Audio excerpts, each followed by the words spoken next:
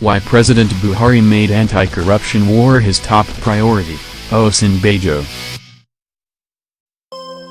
Vice President Yemi Osinbajo has revealed why President Muhammadu Buhari made fighting corruption his top priority when he came into office in May 2015.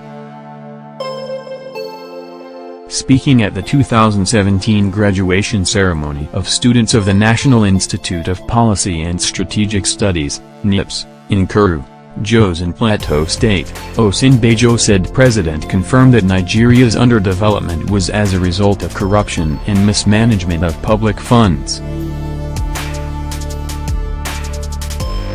The vice president noted further that both he and the president came to the conclusion that Nigeria is poor not because of lack of resources but as a result of wasting of those resources. In the light of this, it was imperative that corruption must be tackled headlong. He said, "From the very beginning of our administration, when Mr. President asked me to head the economic management team, he made it clear that in his view, the major reason for the slow development of our nation and the poverty of millions of our people, was corruption and mismanagement of public funds and resources. And that fighting corruption and mismanagement of public resources was as much an economic imperative, as it was a law and order issue. We, from that point, put in place structures that would ensure prudent and transparent management of resources.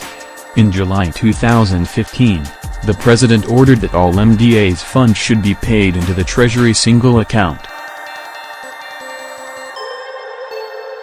This ended years of MDAs keeping secret bank accounts, in some cases putting public funds in fixed deposit for interest far below market rates. Banks would then lend money back to government by buying treasury bills at substantially higher interest. Today, government knows exactly how much we have, and we are saving significantly. Early in 2016, an efficiency unit was set up under the Federal Ministry of Finance to reduce wastage, plug leakages and foster greater fiscal transparency. The efficiency unit has enforced several deliberate cost-cutting measures including the removal or reduction of sitting allowances for civil servants in many cases, and saved over 1 billion a year, stopping the procurement of souvenirs, and printing for government programs. We saved another 1 billion.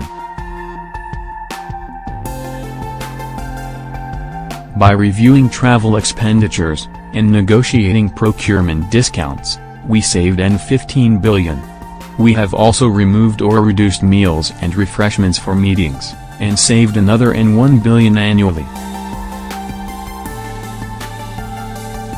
We stopped the siphoning of funds through ghost workers by insisting that all MDAs must be on the Integrated Payroll and Personnel Information System, IPIS, across government, and also mandated the use of BVN. Over 461 federal MDAs have been captured on the system thus far, with the objective being able to enroll all of them. The President has also ordered all armed forces personnel to be captured on IPIS. It is important to understand what these measures to block leakages and stealing of public resources mean for economic performance. I will demonstrate that impact. When we came into office, over 22 states were owing salaries. They were owing despite the fact that between 2011 and 2015, Nigeria earned its highest ever revenues from oil. Oil was selling at between $100 and $115 a barrel.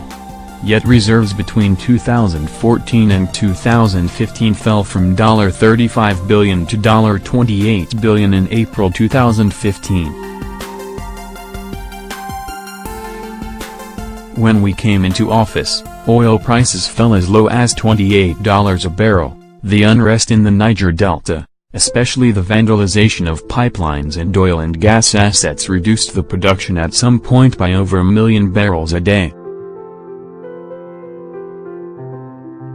revenues dropped by as much as 60.